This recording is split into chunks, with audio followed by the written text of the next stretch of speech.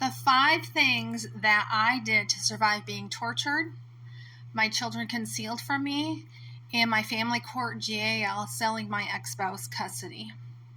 I found humor in the craziness.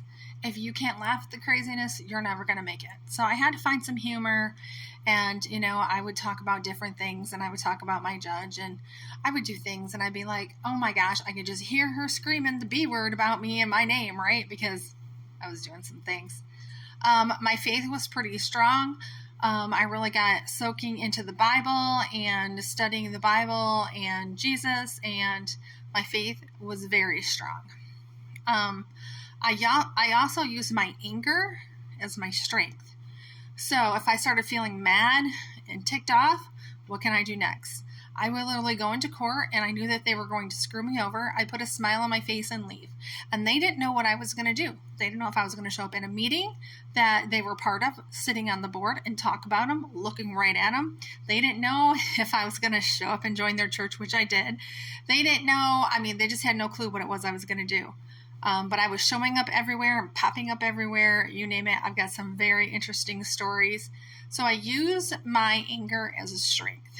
And I would do anything for my children, even if it meant standing in court and shaking in front of my judge, which I actually had done because I knew she could throw me in jail. And I tend to have a little mouth on me, and I was trying to hold it, and I can talk very fast. And so my brain was like going 100 miles a minute, and I'm trying to slow down, but, and then I would get confused because my brain's way over here, and trying to hold my tongue and not cuss and swear.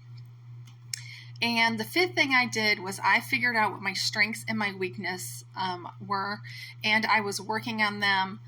I had done a lot of things. I was a stay-at-home mom, so I was studying my strengths and weaknesses. I was doing things to, how to improve, being a good mom and doing things with your kids and things like that. So I have a personality test that will show you what your strengths and your weaknesses are. If you DM me with your email, and you put in the word strength, and I will email that to you so you can have it and you can start working on your strengths before you even get my book, How to Survive the Family Court Torture, because I talk about it in there. I do not give the test, but I found a test, and so I'm going to give that to you. If you want to start working on what your strengths and your weaknesses are, you can also take this to your therapist, right? And start studying what your strengths and your weaknesses are, and studying on your weaknesses so that, you can become stronger in dealing with what's going on in the family court system.